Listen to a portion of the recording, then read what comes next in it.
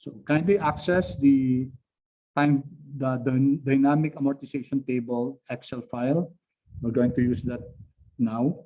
And then what we're going to do today is we're going to have a review of the videos that I asked you to watch, just in case you have questions about it.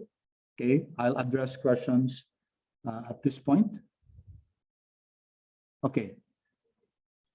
So we said in the video that you can compute for the future value, present value, amortization, the rate, the number of periods. It's very easy to use Excel for that. Okay, na-record ko na ba? Yes. It's very easy to use Excel for that. And we said that the process of getting the future value is called compounding. And how do you compute for the future value? Well, you should have the present value, or you should have the annuity, and then you multiply it by a certain factor. And this, to compute for the future value of a single cash flow, you multiply the present value with this compound factor. You call it compounding. And that compound factor is 1 plus r raised to the t. Okay, so once you compute for the future value, so we say that that future value is equivalent to the present value. Okay, yun ang ibig sabihin nun. For example, ito, meron daw tayong 1 million today. How much will this be in 20 years if the rate of return is 12%? So using the FD function in Excel, which is very convenient, the FD function gives us the future value, and the parameters are rate, NPER, PMT, PV, and type. Yung rate would be the rate of return, and that's 12%. Okay, NPER is the number of periods, that's 20. Okay, PMT is an annuity.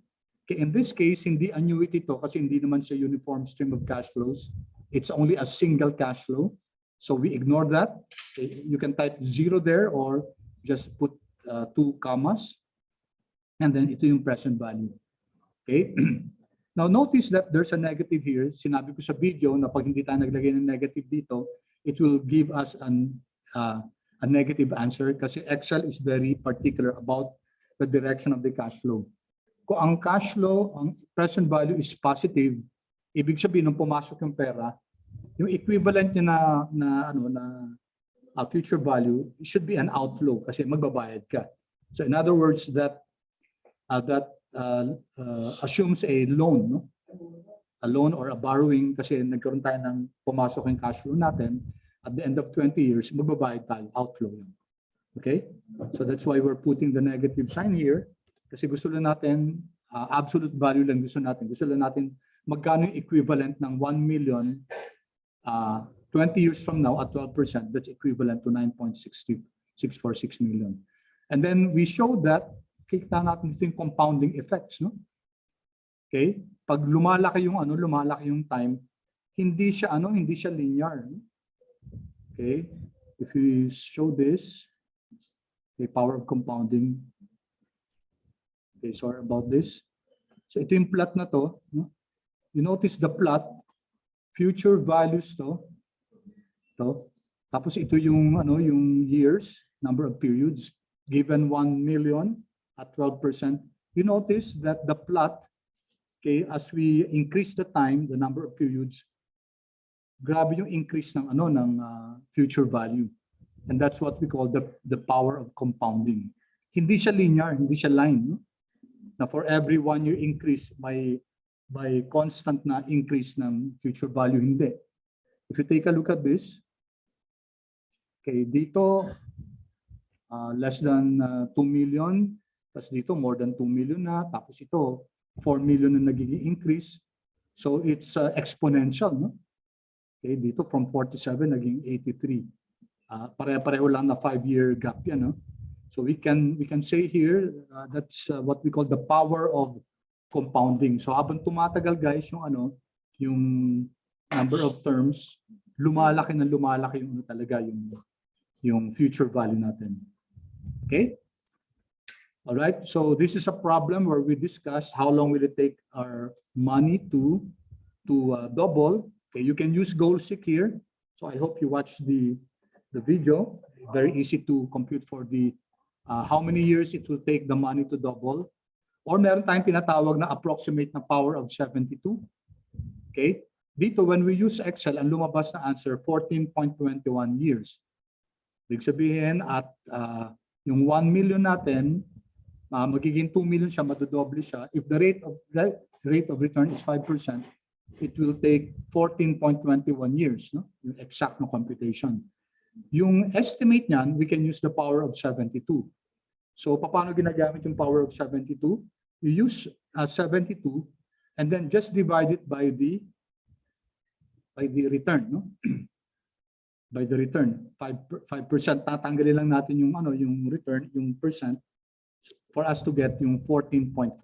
So approximately around 14 years, 14.4 years, approximate lang yan.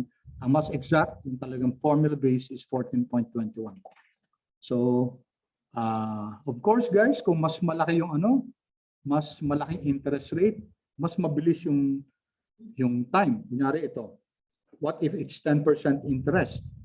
Kung 10% interest, around 7 years lang, madodoble na yung pera. Kanina kasi 5 years, 5 years, 5%, di ba 14% yung time it takes to double your money. Okay, so dito naman, present value computations, reverse to, no? Reverse. So we're given future value of 9.646. Ito lang yon, same problem lang to. We're just getting the reverse. 20 years at 12%, how much daw is the present value now? Magkano yung equivalent ng 9.6 million, 9.646 million after 20 years at 12%? How much is its equivalent now? So we use the PV function, where the rate is ganun din 12% and per is 20 years, and then wala tayong PMT, kaya blanco lang yan, and then future value is 9.6, this one. Okay, and true enough guys, we expected 1 million. So tama, no? Tama. So these are equivalent cash flows. And pag sinabi kasi natin equivalent cash flows, theoretically we are indifferent to both cash flows. Whether you choose 1 million now, or you choose 9.64623 million in 20 years at 12%, we are indifferent to that because they are equivalent cash flows. All right. So meron tayong tinatawag din na, so far guys, clear yung present value, future value. Attendance to be checked later on na lang at the end of the period. Okay? Guys, clear yung concept ng future value, present value. Paki-chat nga please kung clear siya so far.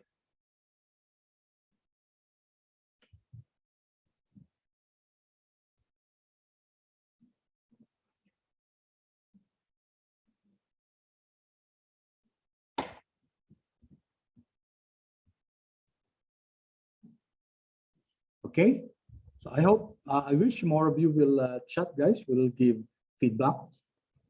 It's actually not for you, it's more for me, para malaman ko kung so far clear ako. Kasi ayoko guys yung useless exercise na I just keep on discussing tapos hindi nyo pala nakukuha. No? Learning is a two-way journey, two-way process. I want that all of us learn yung concepts na dinidiscuss natin. And that can only be attained by you giving me feedback kung okay tayo so far. Thank you. Okay, thank you so much guys. Thank you for the feedback. All right, then we have the annuity. Ano ba yung annuity guys? Ang annuity is a uniform stream of cash flows. Okay, and there are two different types. So ito, annuity ordinary and annuity due. Pag annuity ordinary, the cash flow begins at the end of the period. So transaction was conducted here at time 0, and then at the end of time 0, dyan magsisimula yung cash flow. Yan ang annuity ordinary. It begins at the end of the period. On the other hand, annuity due begins exactly at the beginning of the period. Transaction business dito, natin sa the start, meron kagad cash flow yan. Okay, so kunyari, nag-loan tayo, tapos if the amortization, if the payment will be due the next month, kunyari monthly to, no? Then annuity ordinary yan. If the amortization begins immediately now, pagka-transact natin, dapat magbayad kagad tayo ng amortization. Yun, annuity due yan. Okay? So pareho lang na tigto 2,000, 5 payments. Ito, 5 payments then 2,000.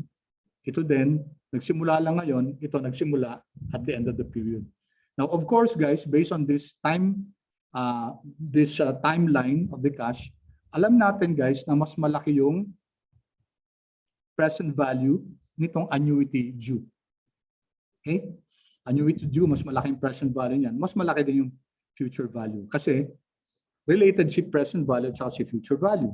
Kung mas malaki si present value, mas malaki dapat si future value by virtue of the formula. Okay? This formula that the future value is equal to present value times 1 plus r raised to the t. The bigger the present value, the bigger will be the future value. Okay? So yun ang ibig sabihin ng ng annuity, no? Okay, hindi ko na i-discuss to, guys. Okay, it's just to prove that mas malaki yung present value ng annuity due kaysa sa annuity ordinary. Okay? So ano implication nito? Siyempre pag tayo yung kukuha ng pera, mas gusto natin na annuity due para makuha kagad natin pera. Pero pag tayong uutang, mas gusto natin yung annuity ordinary para mas yung payment, yung unang payment after one period pa. Okay? And again, if we compare the present values of this, mas mataas yung present value nito kaysa dito sa ordinary. Okay. So then we go now to computing for the present value and the future value of an annuity. Given this stream of cash flows, kunyari meron tayong 100, no? 100 pesos. Yan. For 30 years, ito yon. Okay? We can convert this to its equivalent. Magkano siya ngayon? Okay, we can do that. We can compute for the present value of an annuity, or we can also compute for the future value of an annuity. So how do we compute for that? Ito, no? Okay, so it's PV. Ano yung formula natin dito? Rate, N per, and then PV. Okay, dito, anong nangyari dito, guys? Bakit N at saka PV dito? Nagbigay tayong ng names, no? Ito binigyan natin ng name to. Yan, N. How do you give a name to a cell? Kunyari, gusto mong bigyan ng special name yan. Okay, you can use the name box, di ba? So here, ito, 30. Originally, ano siya? Ang pangalan niya, B33. No? B33 yan. Kaso, I want to give it a special name. I'll call it N. So, ang ginawa ko dito, I highlight this cell and then I type N and then enter. So ngayon, okay, ngayon ito, ang pangalan niya, N. Okay, so if I go here, guys, in sa formula ng present value, okay, B32, that's the rate, that's 10%. N per, so N per is N, ito yun, 30. And then PV, binigyan din natin ng pangalan to. Let's check. Yan o, guys. Can you see this? Oops. Hindi, asan yung PV natin? Wait. Bakit PV to?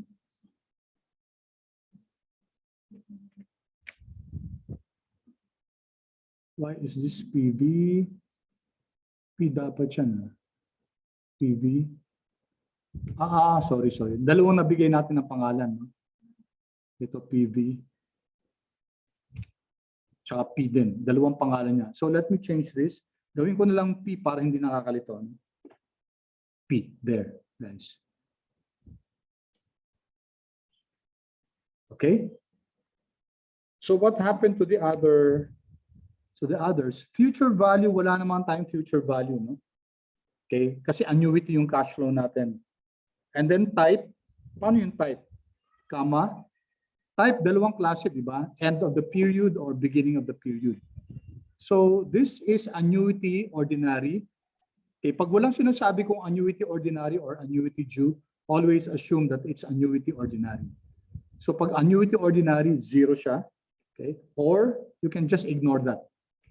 Okay, since zero naman siya, pwede natin hindi na ipasok yan. Ito din, since walang future value, pwede din natin i-delete yan. Okay? So Excel will understand that yung susunod dyan, yung future value 0 at saka yung type 0. Okay? Pero sige, lagyan na lang natin din 0. Okay, enter. So that's the equivalent, 942.69. Ibig sabihin, yung 1,000 na yan, 100 na yan for 30 years at 10%, okay, that's just the same as 942.69 now. So ano ibig sabihin nun? Indifferent tayo. Kunyari, binigyan ka ng, kunyari ang rates ngayon, let's say, pareho, 10%. Tapos, pinagpili ka, ano mas gusto mo? 100? 100 in 30 years time, every year or every month? Or 942.69 now? Theoretically, guys, indifferent tayo kasi equivalent lang yan.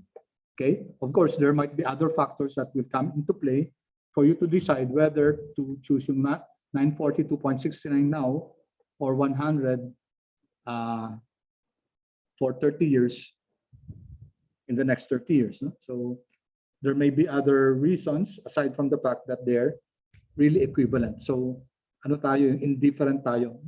We can choose any option. Tapos ito guys, annuity due, anong kaibahan nila? Ang annuity due dapat maglalagay tayo sa type ng 1 here.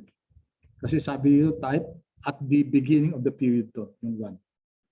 Okay, so that distinguishes between annuity ordinary and annuity due.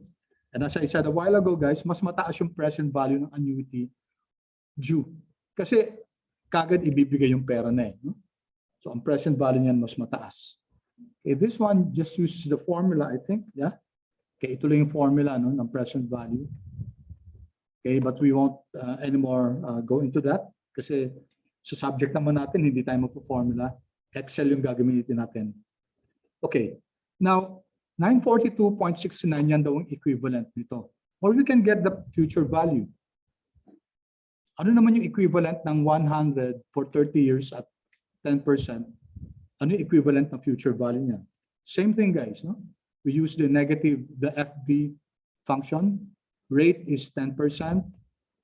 NPER is 30. Okay. PMT is 100. PV, wala. Type, wala. Ignore kasi annuity ordinary. Okay?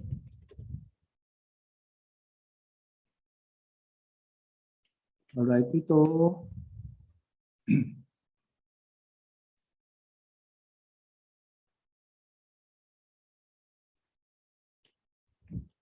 Okay.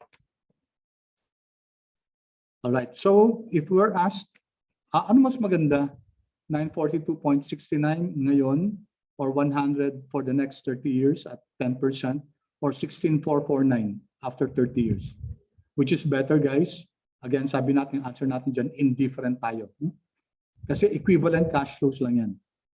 Okay, there are equivalent cash flows. So there's no difference between 942.69 now or 100 pesos annuity for the next 30 years.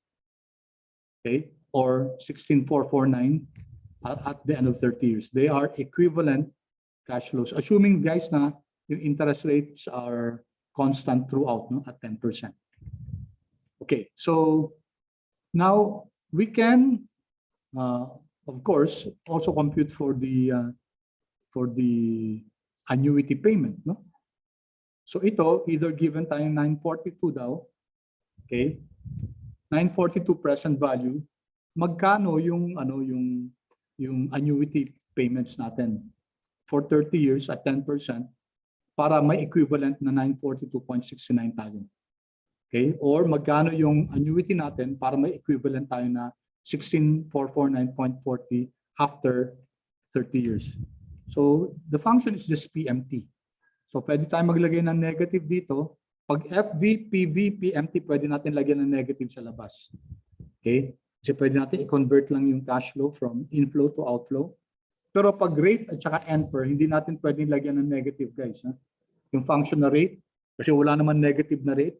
Function na NPER, wala ring negative na number of periods. Ha? Okay. So the formula there is, natin to, no? This is rate. Anong rate? 10%. Okay. NPER is 30. Okay, next is PV. Magkano na yung PV? 942.69. FB, walang FB guys, ha? Okay? Kasi ang cash flow natin, either yung annuity or yung present value, or annuity or the future value. Okay, pag sinabi natin may future value pa, then ipapasok natin yung FB dito. Okay? Okay, so be careful about that, no? All right, and then type 0. So we expect to get 100. Yes, 100 kasi equivalent lang siya, no? Okay. Nanggaling lang dun sa kabilang problem yan. Okay, ganun din guys sa future value. Okay, this time ang given yung future value. So ang gagamitin natin yung 16 ito, no? Rate and per, wala tayong present value, ang ginamit natin yung future value na 16,449.4. Okay? We get also the same 100 yung annuity. So this proves guys na equivalent nga sila, no? Yung 100 for the next 30 years at 10% is just the same as 942.69 now. It's just the same as 449 after 30 years. So they're the same. Okay? Now here, okay, solving for n, ito pag sinosolve natin yung number of periods. So ano yung problem dito? 942 ngayon, tapos ano yung equivalent niya? 100 na equal payments, annuity payments, 10%. Ilang years? Ilang years muna bago para maging equal yung 942 ngayon at saka 100 na annuity, no? How many years yung equivalent niya? And we expect that to be 30 kasi pareho lang naman dun sa sa problem sa taas yan. Notice ang formula natin n per, no, number of periods. Rate natin is 10%, PMT natin is 100, okay? PV natin, okay, PV is ano yung PV natin ito? PV natin is 942.69. Now take note guys, yung cash flow natin, yung annuity, yung PMT at saka yung PV, yung isa positive, yung isa negative. Bakit? Kasi guys, pag hindi natin linagay yung negative dyan, ano mangyayari? It will become a negative 7 answer. No? So walang number of years na 7. Okay? At saka kung lagyan natin ang negative dito, mali pa rin. 7 siya. Hindi naman 7, 30 years dapat yan. Eh. At saka hindi mo pwede lagyan ng negative yung n per kasi hindi pwede maging negative yung number of periods. Ang linalagyan lang natin ng negative guys, either FB, PV, or PMT. So, dapat guys, sinasabi ko sa inyo, di ba, sa video, very sensitive sa Excel sa direction ng cash flow. One of them has to be negative kasi hindi pwede siyang parehong inflow. There's no such transaction. Nabibigyan tayo ng 100 pesos for the next 30 years, tapos bibigyan pa tayo ngayon ng 942. Okay? So, hindi na equivalency yung tawag doon. Okay? So, we get here 30. Tama nga. 30. So, even if we use the 16,449 sa FB, ito ang ginamit natin, hindi yung PV, yung FB, we still get the same. 30 years pa rin. Okay? Pause muna ako guys. Clear so far? Clear so far ba yung PMT, yung NPER? Paki-chat naman please kung clear yung discussion natin.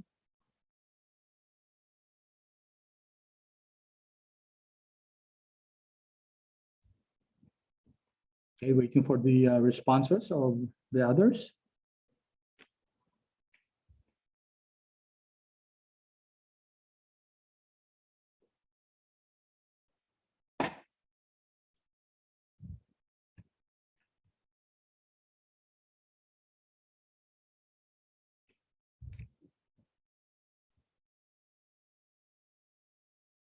Okay, so thank you for your responses. Although 1/3 lang yung nag-respond. Sana next time guys, sana mas maraming mag-respond sa mga queries natin. Okay, lastly guys, yung rate. Sabi dito, okay, so importante dito guys, we understand what's important here is we understand the transaction, the timeline. Okay, so here we're informed that we have 942.69 now. Okay. How much is the rate of return if we were having 100 for the next 30 years? Okay, 100 yung natin, cash flow, annuity of 100 for the next 30 years. What is the rate of return for that? Well, rate din yan, no? And hindi natin pwedeng, we can't put negative here on the rate because there's no such thing as a negative rate of return. Okay? Now, dapat yung cash flow natin, either yung PMT or yung present value or PMT or your future value should be negative. Okay, so that we can make use of the formula. And true enough, guys, 10%. Tama nga. 10% kasi talaga yan, di ba? Alam natin. Okay, so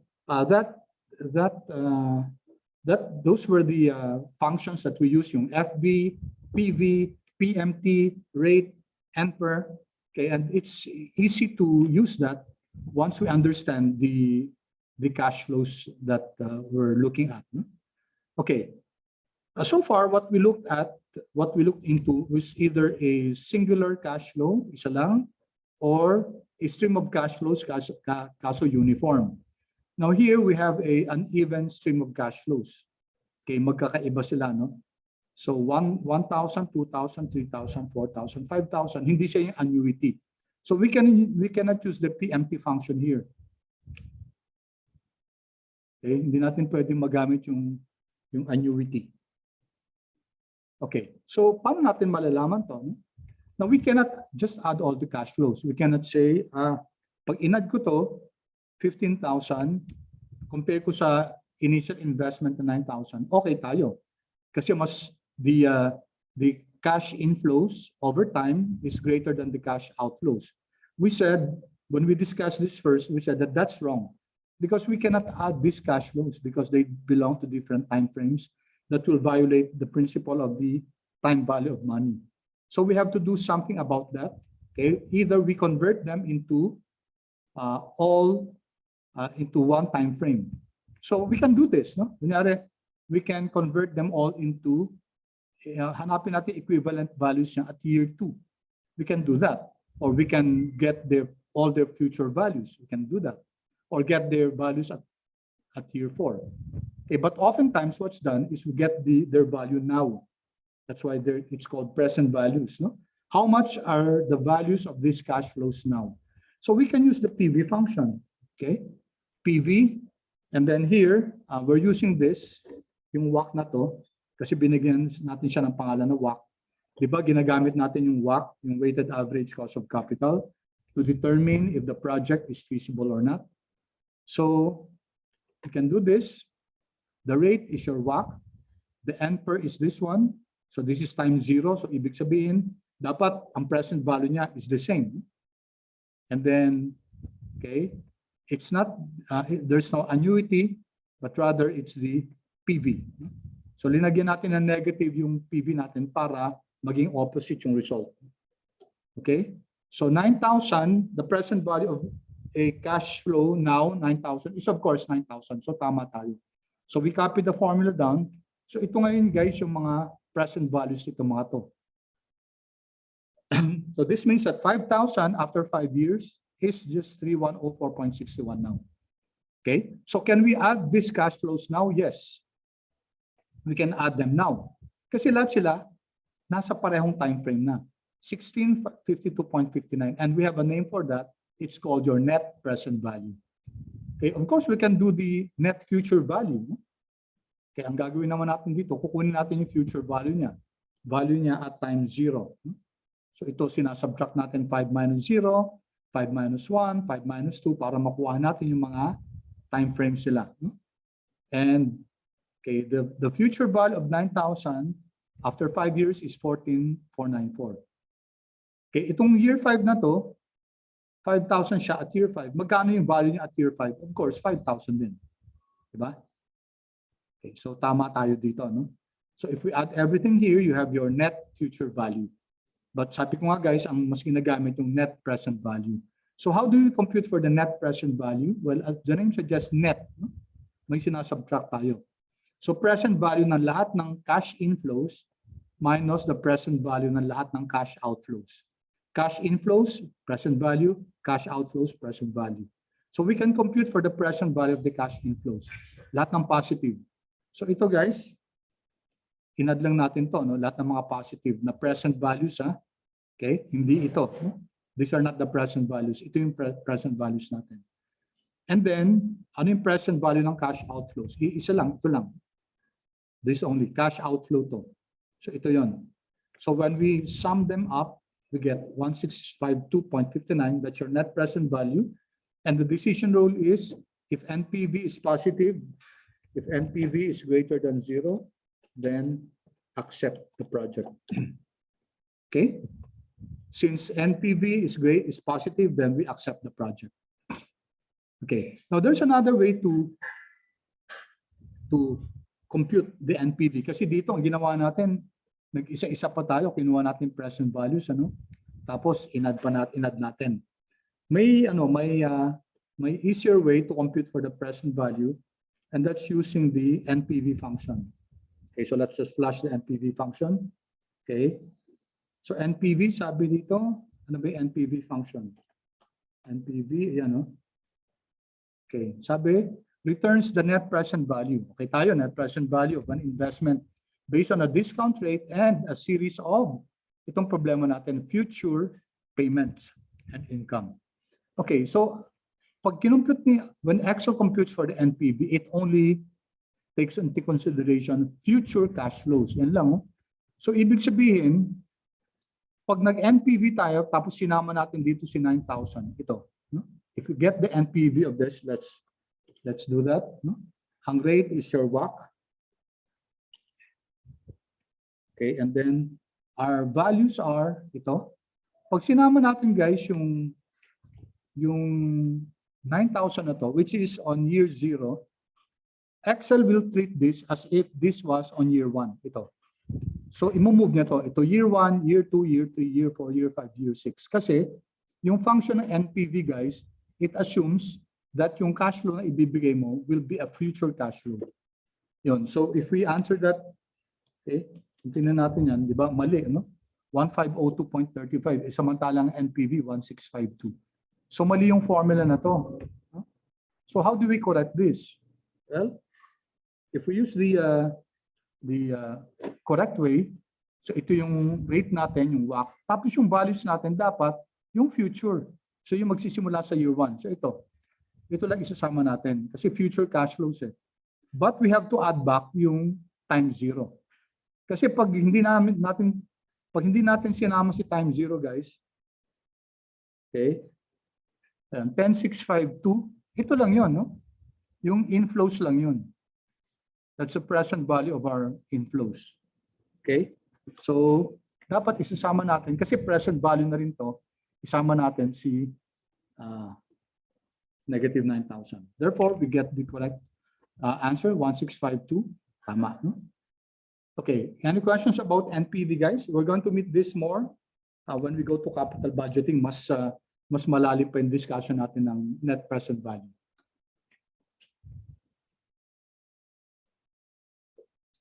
Questions, guys?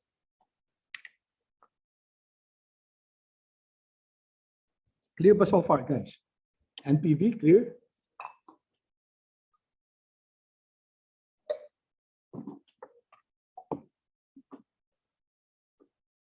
Okay, thank you.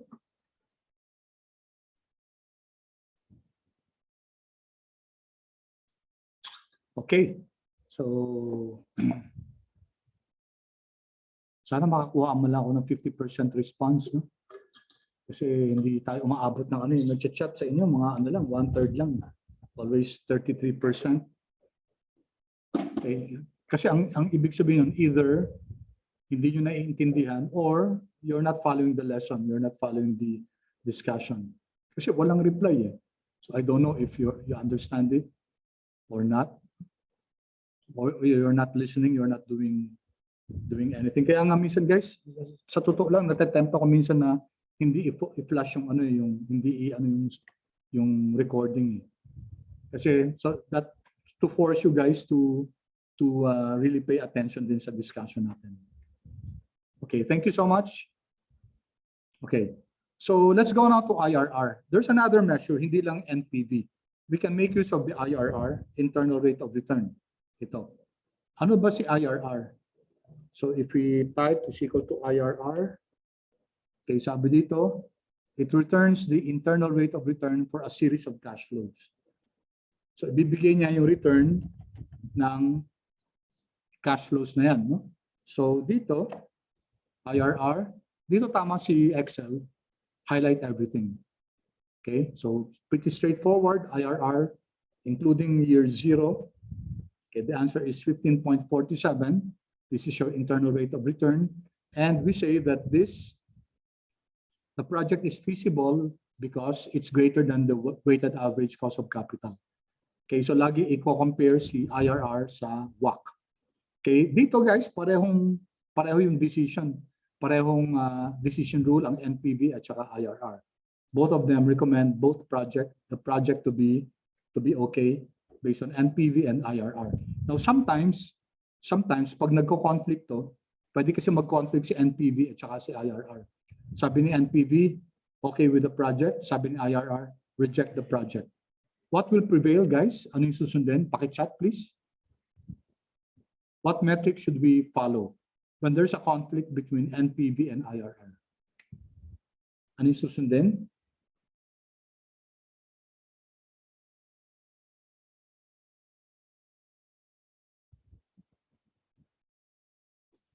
Three out of 30 responses, guys. Ano lang, no? Okay, 5 out of 30. I wish there were more responses. Okay, correct, no? NPV, no? Na-discuss dun sa ano yan, sa video. It's NPV always. Later on, guys, when we go to capital budgeting, i-explain ko kung bakit NPV yung dapat gamitin and not IRR. Okay, so lastly for this workbook, we look at non-annual compounding periods. Kasi sometimes, guys, yung return, pwedeng hindi lang annual yung compounding yan. Okay, usually pag binibigay yung returns, stated yan, it's usually annually, no? Annual siya. Unless sasabihin na, okay, this rate compounded semi-annually. No? So 10% compounded semi-annually, ibig sabihin, 2 beses, guys, magko-compute ng interest. And the more interest is computed per period, the higher will be your future value. Kasi di ba interest earns interest din. Kunyari, if it's monthly compounding, ibig sabihin, guys, na monthly nag-earn ng interest yung investment natin. So no wonder, guys, yung future value natin mas mataas kung yung compounding natin is more than one per year. In fact, may daily nga, ano? May infinite pa nga, yung perpetuity. So you can see here that the future value of the investment that has a higher frequency of compounding will have the highest future value. And true enough, guys, yung continuous or perpetuity natin, kay infinite compounding yan, among all of this, it has the highest future value. So, dun sa video we computed for the future value, di ba? So, kailangan alam natin yung number of periods per year. All right? So, we computed for the future value. Ang rate natin will be dependent on the compounding. So, 10% divide by 1 kung annual. Pero 10% divide by 2 kung semi-annual. Ibig sabihin, every time na nagko-compute ng interest, 5%. 10% divide by 2, pero twice a year. 5% yung una, 5% yung pangalawa. Pag quarterly, guys, 4 times a year, so ibig sabihin 2.5%. Okay? 2.5% sa first quarter. Okay, so may interest, no? 2.5% again for the second quarter. Okay, so may interest na naman yung interest natin. So that's why mas lumalaki yung ano natin, yung compound value kasi the more interest we compute, the more will be the future value. Okay, kaya sabi natin ito 20 million, no? O 85, samantalang pag isang compounding lang 17,449, malaki yung difference. Lalo na, guys, kung lakihan pa natin to, kunyari gawin natin tong 50 million. Okay, if this was 50 million, di ba? Ayun, ang laki ng difference, no? Di ba? You can see the power of kapag yung compounding kasi, di ba? Yung power of compounding, so kung mas frequent yung pag-compute ng interest, daily ba naman kino-compute yung interest sa daily? Siyempre, guys, tataas lalo yung ano natin, yung future value natin. Okay? So, ginawa ko lang 50,000 to. No? Okay. So, we were able to compute for the future value. Ngayon kapag perpetuity guys, iba yung formula. No? Future value is equal to present value times you have this compounding rate. E to the RT. E is an exponential. No? Ano siya guys? Irrational number yan. Another name for that is Euler's number. No? Euler's number. Sa Excel, nag-generate natin yan. E to the first power. So it's an irrational number like pi. Ito si pi. No? Kasi si pi at saka si E, non-repeating, non-terminating number yan. Okay? If you use a powerful computer, big computer, okay, and then you generate E, kasi may value yung E na yan, okay, aabutin ng ilang pages ng bond paper, back to back, tapos stack the paper going to the moon, hindi pa tapos yan. Kasi non-repeating, non-terminating yan. Okay? Inaano lang natin, kinaka-cut off lang natin ng 2.718 usually, 3 decimal places. Okay, so this is how we compute guys, no, for the future value. So that's a present value times E to the R. What's R? That's 10%. R times T. That's 30 years.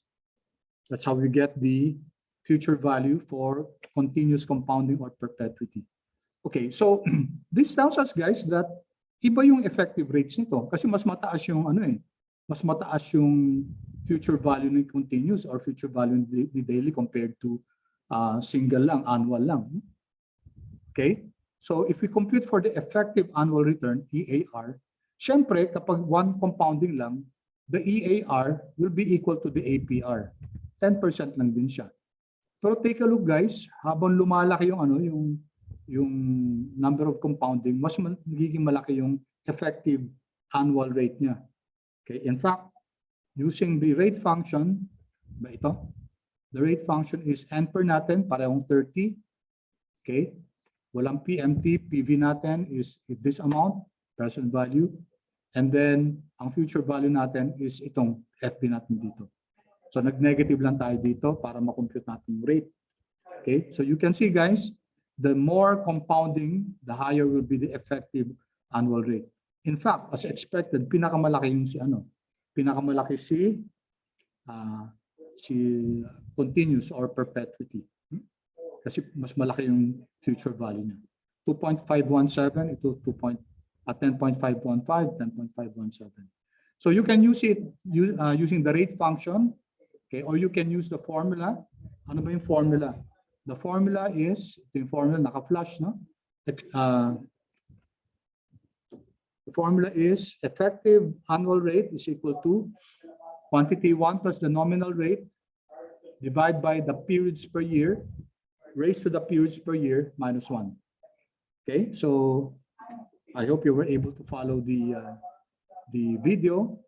Okay, so example to, 1 plus the nominal rate is 10%, kaya naka-fix to. Okay, divided by the periods per year, divided by 2, raised to the what? Periods per year, and then minus 1. So we get the same answer using the formula and using the rate function. Sa ano nga lang guys, sa perpetuity, ang formula niyan, e to the r minus 1. Okay, e to the r, okay, minus 1. Okay, so it's the same. Last guys, yung effect function. So may effect function si Excel, nominal rate at saka number of periods per year. So siya na bahala mag-compute yan. Okay, and then we get this, which is the same.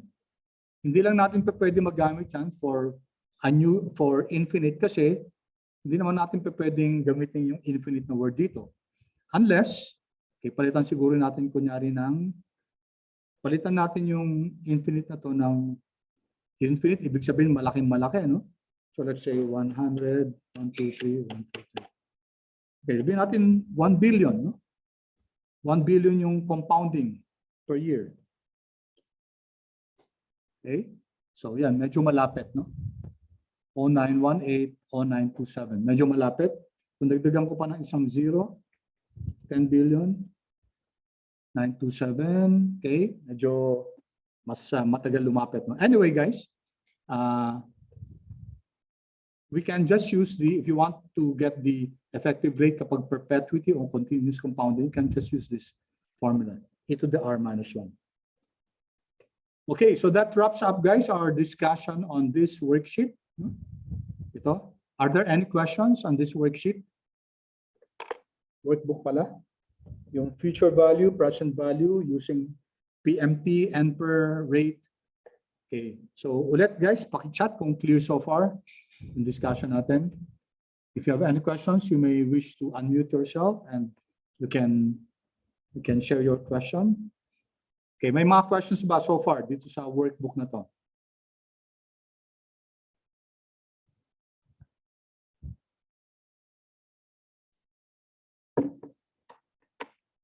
Okay, good. Thank you. Okay, thank you so much, guys. Thank you. Okay, now we go to yung amortization, no? Kaso hindi natin, ang gagawin natin, guys, yung file na sinend ko sa inyo. So kindly open that. Parang quick review natin.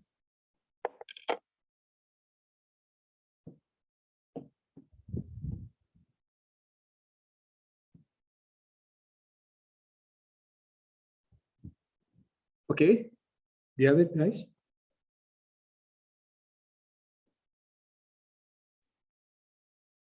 Okay, thank you for your feedback. Clear? Okay, pakibukas, guys, yung file na sinend ko sa inyo. We're going to work on that now. This is an extension of the amortization video that I sent you. Gagawin natin dito ngayon meron tayong with extra payment. Okay, kindly chat please if you have the file already so that I may continue our discussion.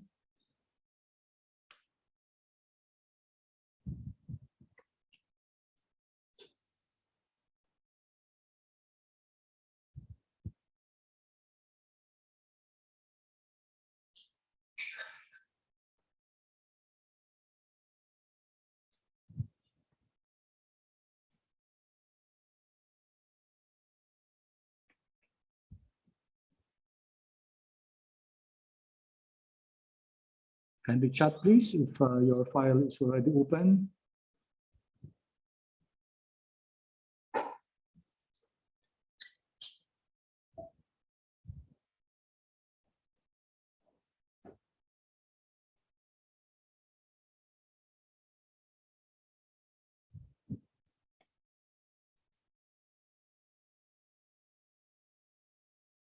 Okay, good. Good, thank you. Okay, so I hope the others have their files open. Okay, so let's take a look at our, we're going to do this dynamic amortization schedule. So ang loan natin, 5,000, 5 million, no? So siguro next meeting, aayusin natin to, no? Lalagyan pa natin to ng spinner button so that this can be adjusted. Okay, we want to create a dynamic amortization table so that mabago lang yung natin dito, yung mga givens, automatically magbabago na yung natin, yung module natin. Okay, so we're going to learn here the power of Excel as far as doing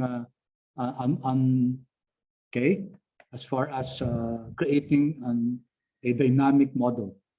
Okay, loan principal natin 5 million, let's assume that. And let's assume that the down payment is 10%. Usually kasi hindi pa pwedeng maglo-loan tayo tapos wala tayong equity. So dapat may contribution tayo. So the amount of finance is simply your 5 million times yung 1 minus 10%. In other words, 90%, guys, yung ipapaloan sa atin. Okay? So this is the loan, our loanable amount, 4.5 million.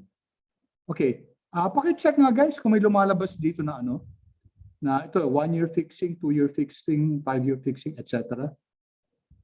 Do you see this? Paki-chat nga, please, kung yes. Okay, thank you. All right. Let me ask you guys if you know how to conduct a drop-down list like this. If you know how to make a drop-down list like this. Because if yes, hindi ko na i-discuss. Pero if no, kung gusto nyo i-discuss ko, then I will do that. So, Yes, please, kung alam nyo na. Yes, kung if you want me to discuss. No, if you don't want me to discuss this kasi alam nyo na to. Kung paano mag-ano ng drop down list dito. Yes ba, you want to discuss me to discuss that? Or no? Kasi alam nyo na. Kindly chat please in the chat box.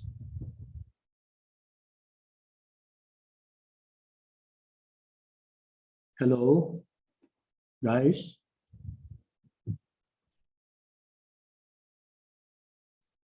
Huwag mahiya guys, kung yes or no, we'll let the majority rule. Okay, yes. Okay, sige, thank you. So, I think most of you do not know yet how to do this. Now, saan ba yung gamit nito? Ito yung mga ganyan. Okay, this is what we call data validation. Data validation. We use it in order to prevent wrong entries here. Okay? Kasi kung gusto natin na ang pwede lang ilagay dito sa cell na to, ito lang mga to, then use data validation. Kasi if I, for example, if I put here any other, Bob, no? Yung sinasabi, ayan, no? Hindi daw pwede yan. No? This doesn't match the data validation restriction. Okay? So cancel ko. So ang pwede lang pumasok dito itong 1-year fixing, etc., etc. Okay? So let's do data validation for that. But before we do that, no? Saan muna nanggaling yan yung mga 1-year fixing? Tingnan muna natin dito yan sa, paki-open yung itong unang ano guys, yung frequently asked questions sa pag-ibig. Okay, yung HDMF, yung Home Development and Mutual Fund ba yun? HDMF, Mutual Fund Incorporated. Okay, so kindly open that and let's see. Ito yung mga FAQ ni pag-ibig, no?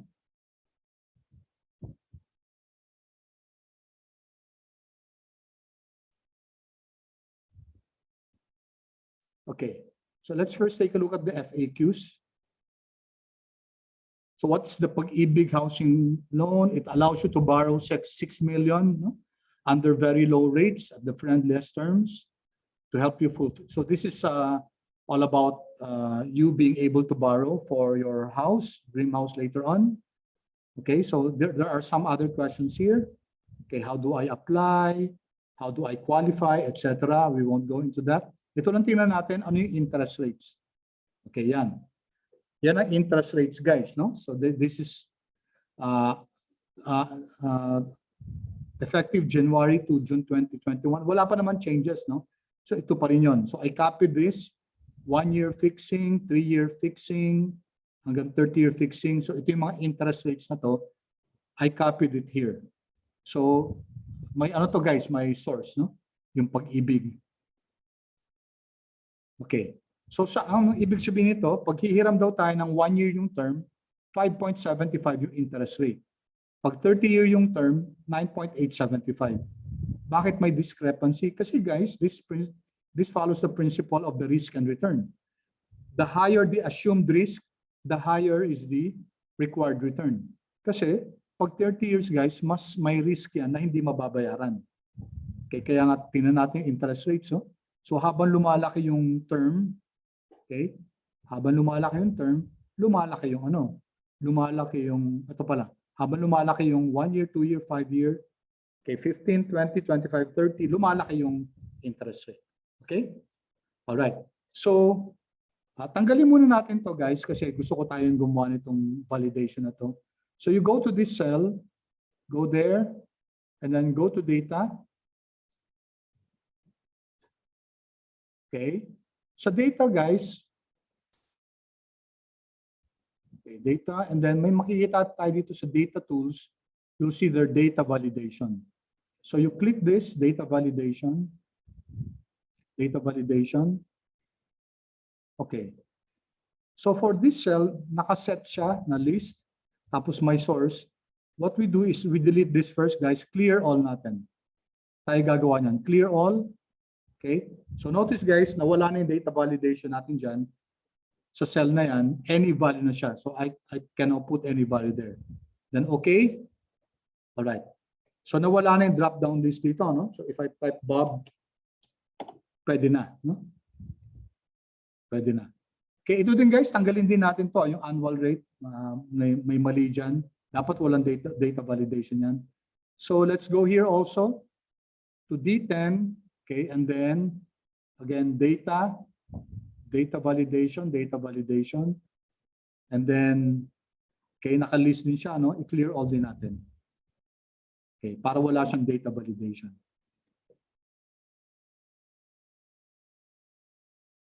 Okay, so how do we now create that? Gusto natin i-protect yung cell na to para ang pwede lang ipasok itong mga to. 1 year, 2 year, 3 year fixing. Okay, so let's go here to this cell kung anong cell ang gusto natin lagyan ng data validation. And once again, go to data validation.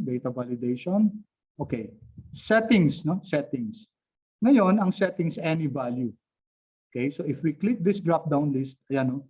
Full number lang ba, decimal ba, date ba, time ba, text length, or you want to have a custom data validation. So these are the choices. Para pwede natin ma-restrict yung pwedeng ipasok dun sa cell na yun. Okay, let's choose list kasi may list tayo dito, no? So click list, yan, list, no? And then source natin, highlight natin to. There. So ang pwedeng ipasok doon yung 1 year hanggang 30-year term, and then okay. Before that guys, pwede tayo mag-input message dito. Pag maglagay ka ng input message dito, if you hover around this cell, lalabas yung message na yun. Okay, pwede mo ilagay, choose from the drop-down list. No? Pwede mo ilagay yun. No? Okay, magkaka-message kapag pupunta ka sa cell na yan. Okay, so let's not do that anymore, but you can experiment on that. Okay, sige, lagyan lang natin yung message. Or choose only from list. Lagyan natin list, kunyari. So lalabas siya message yan guys pag when we hover on this cell. Error alert. Okay, pwedeng error alert, magbibigay ng error na mali yung ginawa, no? Pwedeng information or warning lang, pwedeng stop. Pag stop guys, hindi pwedeng kanina, no, naka-stop yun. Hindi ko na mapasok yung cell. Okay, ito wrong entry. Title. Okay, message. Okay, bahala kayo guys, sabi ng choose lang eh. Ang kulit, no? Example lang, no? Kunyari ganyan yung message ilagay nyo. Then, okay na tayo, no? Okay. So you notice guys na ito, pag nag-hover ako dito sa cell na to, oh, di ba? Nagkakaroon ng input message, no? List. Choose only from the list. Okay? So dito, ngayon, ito na lang pwedeng pumasok sa cell na yan. Okay, kunyari 15 years, yan, 15 years. Okay? So ngayon, kunyari, generate ko to. Kunyari nag-type ako ng Bob. Enter. Ayan. Sabi ng choose lang eh. Ang kulit. Kung ano yung linagay nyo ng message, yun ang ipapakita niya. Okay? So, that's a data validation technique, no? For us to make sure, lalo na pag sinishare nyo yung file, tapos baka masira yung baka kung ano ilagay. So, you can do this data validation. Okay, lagay ko lang ulit yung 15 years. Okay, question so far guys? Paki-chat kung yes or no. Clear so far kung yes?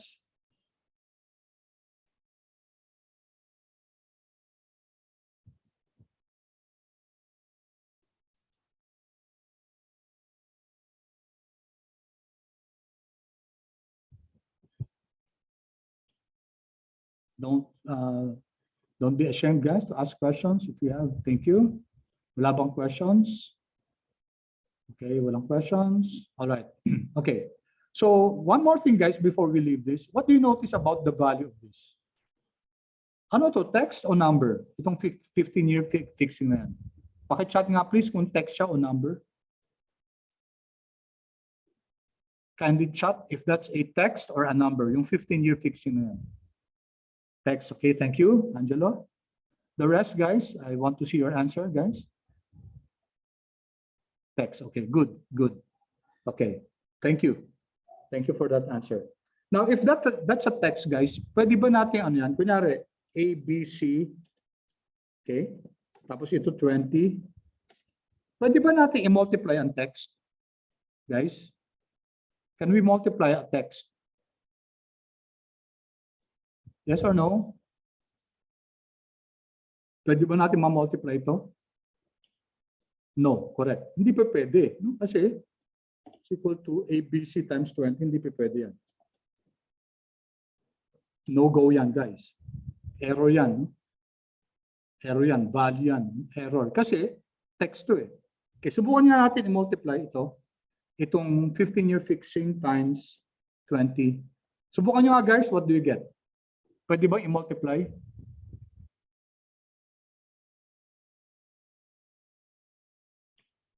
Pwede ba?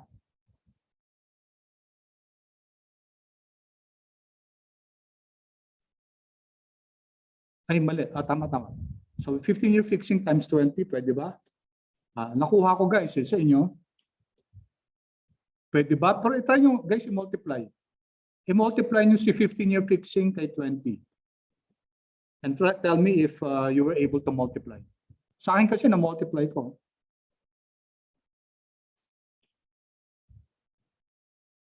Multiply nyo nga, guys. Si 15-year fixing at saka si 20. Or any number, guys. And tell me if you were able to multiply.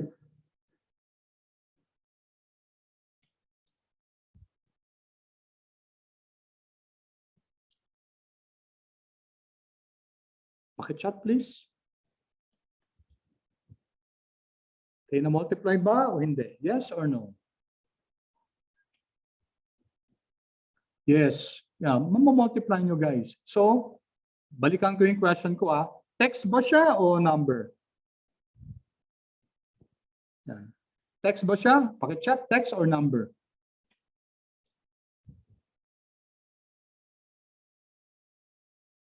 Is it a text or a number, guys? Yung 15-year fixing na yan. Yes, thank you. Number siya. Number. Pero bakit number ba? Kung tingnan nyo, 15-year fixing. Number siya, guys. Tingnan nyo itong formula bar. Okay, go here. Go to D9. What do you find in the formula bar? Do you find 15-year fixing or do you find 15? Okay, paki-chat, guys. Ano nakikita nyo sa formula bar? Is it 15-year fixing or 15? Yes, 15. Thank you, 15. So, paano yun? Nakalagay dito 15-year fixing pero dito sa formula bar natin 15. Kaya pala siya na-multiply, no? Kaya siya na-multiply. Pwede pala yun, no? Nag-a-appear siya as 15-year fixing pero ang value niya talaga 15. So, how did we do that? Okay? How did we do that, guys? Okay, let me tell you. Go here, guys. Go there. And then Control 1 or Command 1 yata sa Mac. Okay? Anong ginawa ko dyan, guys? In case, guys, you want, let's say you want to insert a text to a number, ganito i-format nyo. So go to number and then kita nyo yung custom, di ba? Naka-custom tayo. Tapos custom, tinan yung type, guys. Binago ko yung format ng cell na yan. Ginawa kong number. Okay? Tapos may open quotation and then dash, year fixing, and then close quotation.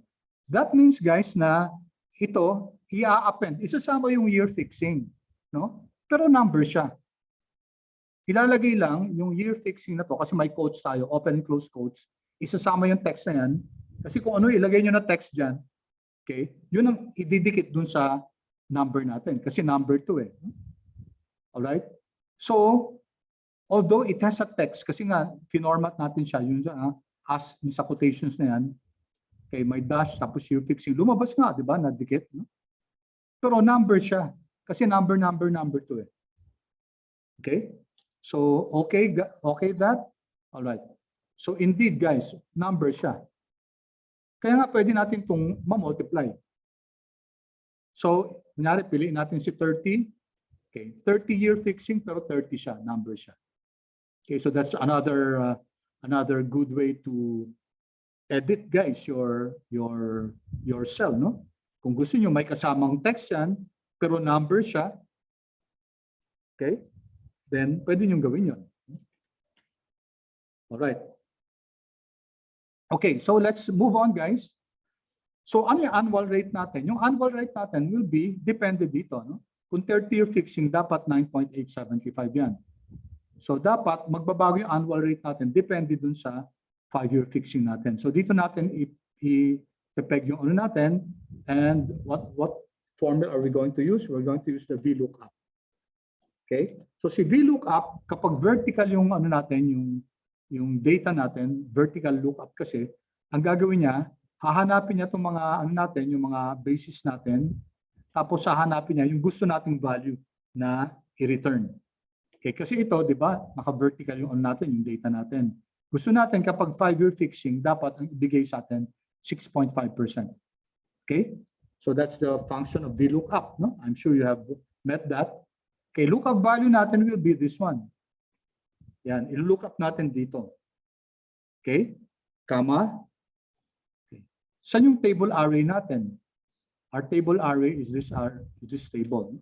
We don't need to fix it, guys, kasi hindi naman natin ikakopy yung formula na yan. Okay? Isang cell lang naman yung may formula na yan. And then copy. Column index. Pang anong index, guys, yung answer natin? Our answer is found on the second column. So dapat column number 2. Okay, comma. And then range lookup. Is it approximate match or exact match? Ang pinapahanap natin, 5-year fixing, 10-year fixing. So exact yung mga values na yan. No? So pag exact match, either false or 0. So pwedeng false yan or pwedeng 0. So pag false, di ba, 0 yan. No? Control Enter. Okay, yan. So let's try, guys. Let's try. Kung 20 years to, okay, kita nyo, lumabas 8.5%, tama, no? Okay, if we make this as one-year fixing, 5.75. Okay. All right, so okay na tayo sa, flash ko lang itong VLOOKUP, baka may iba sa inyo hindi pa nakasunod. Okay, and when you're done, guys, with the VLOOKUP formula, kindly chat para so that I know that we can continue.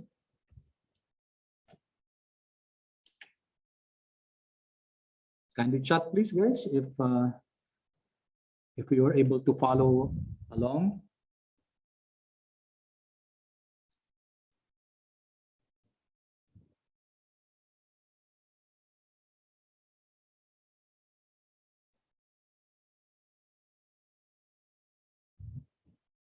Okay. Only 2.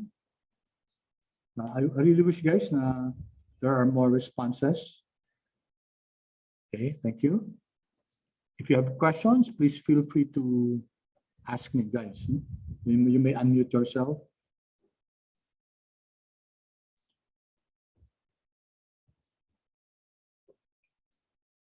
Okay, good. I mean my question. No questions. Okay, thank you. All right, good. Thank you so much, guys, for the feedback. Really appreciate that. Okay. So okay na yung dito natin, ano? Pag binago natin to, guys, magbabago yung annual rate natin. Eh yung mga computations natin nakapeg dito eh. So pag magbago to, guys, automatically magbabago yung model natin. So that's what we mean by dynamic, no? Yung hindi tayo naglalagay ng mga absolutes dito sa mga cells natin kasi magkakaproblema tayo kung ilalagay natin dito. Kasi kung lagay natin dito yung mga absolute, nangyari 8.5%, paano kung nagbago yung rate? So hahanapin natin 8.5% dito sa model natin. Okay, periods per year. Okay, so sa pag-ibig, guys, paki-open nga muna to, guys. Kindly open this. Okay, itong third na website na to. Kindly open that, guys, and it will bring us here. Yan, ito. Affordability calculator. Yan. Sige, tapos pwede natin i-fill in dito, guys, yung yung mga details natin. So we can fill this up, 5 million, no? Ilang percent yung down payment natin? 10%. Tapos ilan yung years na natin, na term? 15 years. Tapos, saan nanggaling 7.875 natin? Dito yan, guys. No? Dito, 15 years is 7.875%. So kindly do that, guys. Okay. First payment month, okay na yan, November 2021. And then show by month.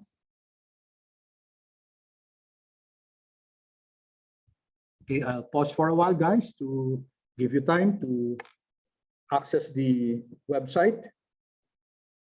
Access the website and then fill in the details.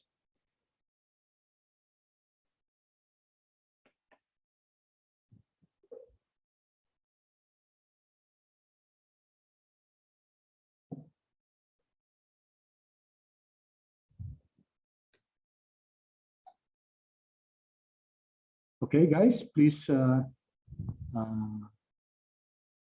paki-chat, guys, kung okay na to. So that I know if you're done.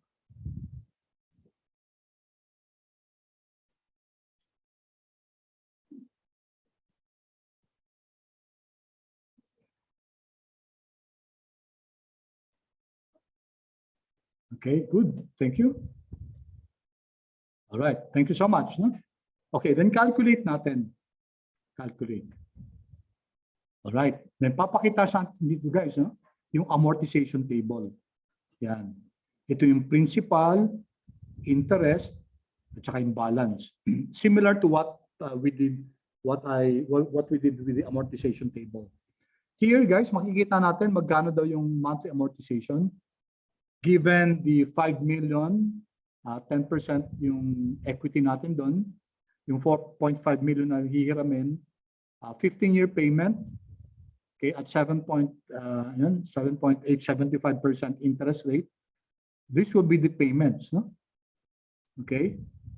So sa first month, ang babayaran sa principal 13,149, mas malaki sa interest, no? Okay? If you notice yung yellow colored one, yun yung mga interest payments. Sa simula, guys, mas malaki talaga yung napupunta sa interest.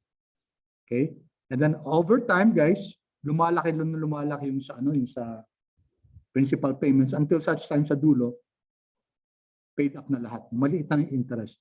This one, the red one, guys, is your balance.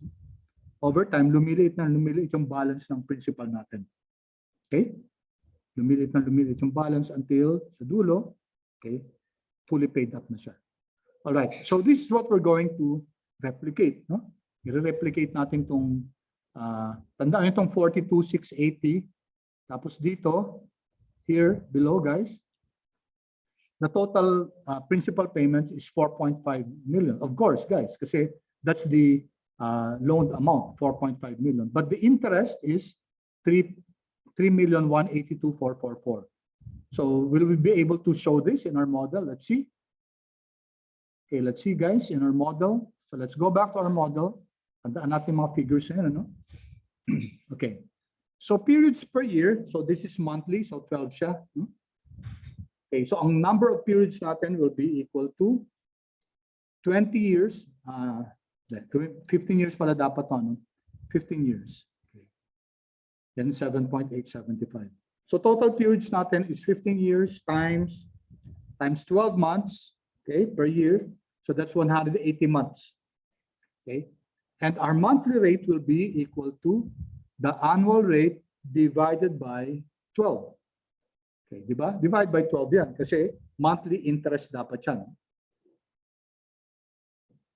Okay? So that's 0.6563%, around that. Okay, and then the monthly amortization. Okay, compute na natin, guys, yung monthly amortization natin. So this will be equal to, okay, PMT, no? Kasi amortization to eh. And let's put negative here so that maging positive yung ano natin, yung answer natin. What's our rate? Our rate is our monthly rate, this one, diba? Comma. And per natin, okay, since monthly amortization to, dapat yung rate monthly, yung periods dapat monthly din, no? So total periods natin monthly, this one, comma. What will be our present value? Our present value is we're loaning 4.5 million, diba? 4.5 million. Okay, my future value pa ba yan? Wala, walang future value yan. Type is end of the period, 0, or just ignore that. Okay, annuity ordinary. Okay, so that's annuity ordinary. And then control enter. 42,680.24. Compare natin dito sa ano natin. Monthly payment, 42,680. Okay? So exactly the same. So we were able to replicate that amount. So PMT function.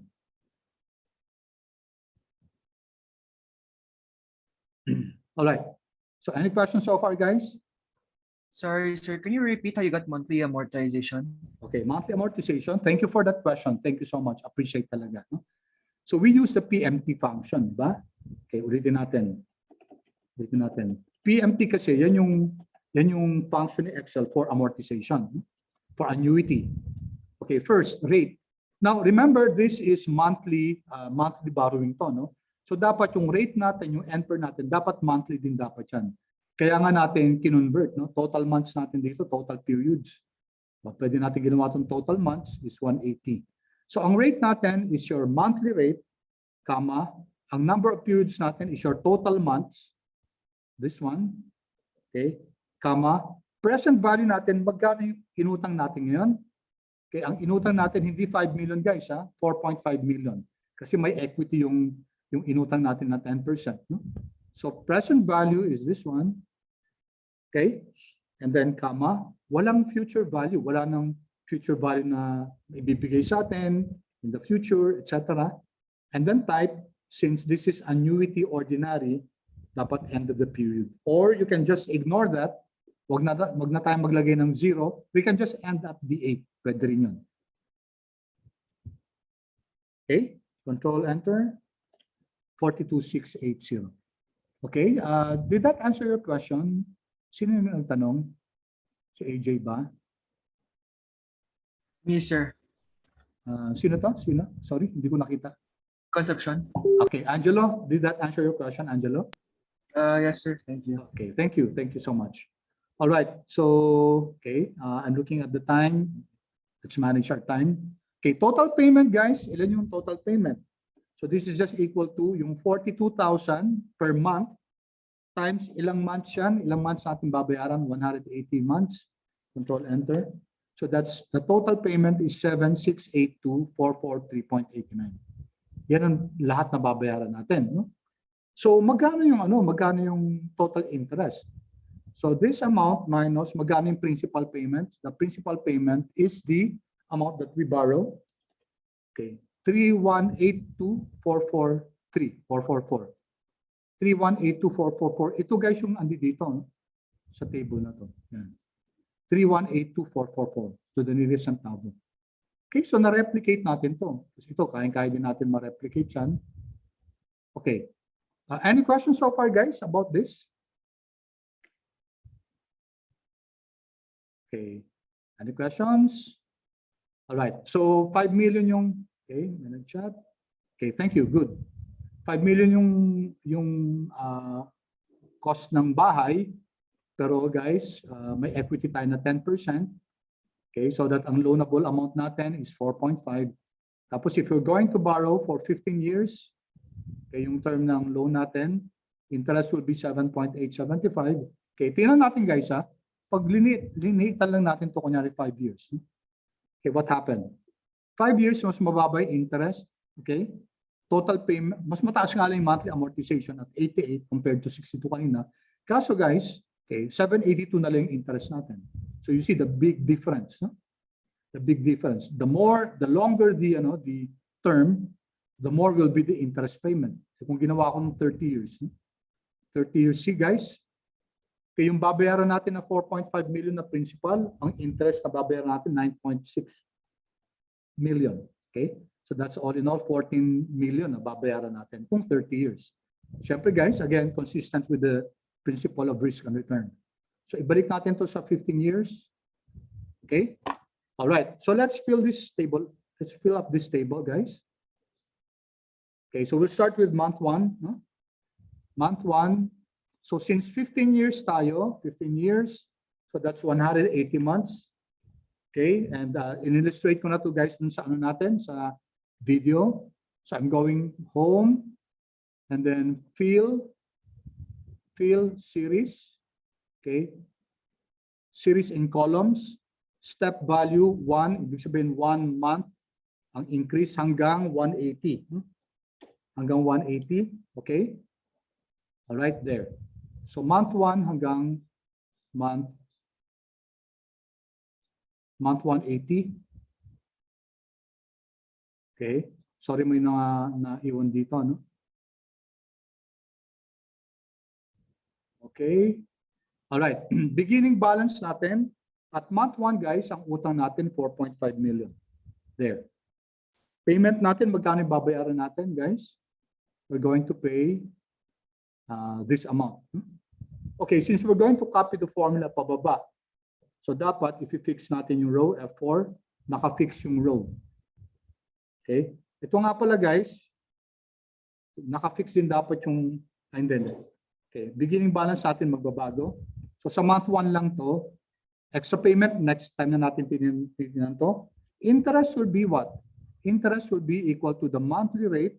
Okay, if i-fix natin yung row na yan, multiplied by whatever your beginning balance is. Okay? So, ang interest will be based on the beginning balance. So, the interest rate, finix natin yung row kasi ikakopy natin pababa. No need to fix the column. Okay? So, that's 29,531. And makikita natin dito yan, guys. No? 29,531. Sa first month dito, diba? You know, 29,531 yung interest. So, exactly the same. We're able to replicate this. Okay? Ito na nga lang, guys, gagawin nyo to. How do you create this? Okay? Make sure next meeting, guys, mapakita nyo kung paano nyo ipa-plot ito. So, stack column lang yan, guys. Okay, madali lang yan. Plus this. Plus that. Okay, so going back. Okay, principal payment will be how much is the monthly amortization. Fix natin minus the interest payment. So 13,000 lang yung mababayad sa principal. So the end balance ng principal will be, it's already time, guys. 1 minute lang to, no? Month end principal will be, ano yung month end principal natin? Whatever the beginning balance is minus the principal payment. There. Okay? So ito, guys, this will be equal to beginning balance ng next month will be the ending balance of month 1. Okay, and then ito, since pare-pareho naman yung formula niya, we can copy this down. There. Okay? And then, copy everything down up to 180. Okay, there. Okay, notice at the end, guys, wala nang wala nang natira sa sa month-end balance. Wala na siya. Okay, fully paid. So if we out equal to, if we add, okay, control C. If we add all the payments for the, sorry, mali. Ito pala yung principal payments is equal to sum, and then, sorry, ang payment sa interest ito is equal to sum of this one. Ito yung babayaran natin sa interest. Okay, yun kanina, no? Ito yung sa principal. Yan, exacto. All right. So we'll end here, guys. Next meeting, we will finish this. We'll make this more dynamic. Tapos magpapasok tayo ng extra payment. Okay. So thank you so much, guys. I'm sorry for the bit of extension. We will continue with this next meeting, finish this, and then maybe add on a little to amortization, and then start with cash budget. Kasi panay, ano tayo, guys, no? Panay financial planning and analysis tayo. Time value of money, tapos cash flow budget, etc. Okay? So stop recording.